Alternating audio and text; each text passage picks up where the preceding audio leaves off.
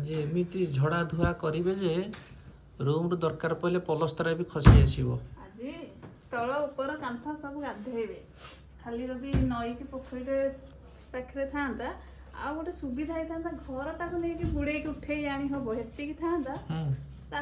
bore किसी असुविधा ही ना कौन बो कथा मोठू आहरी लोक अधिका करिया अच्छी कम तुलना अच्छा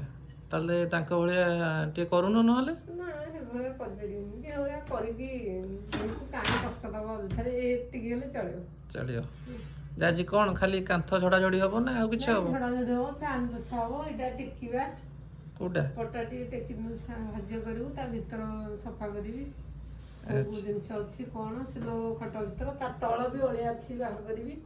केते अच्छी ना खाली बेसी गरा बाहर करनी तारा बेसी सफा करदले खटटा हल्का हे जीवो हां खट हल्का होने निदान ले खटटा रहि टिके अळंतु रहले खटटा टिके ओजनिया रहइबो सोया को मजा लागुची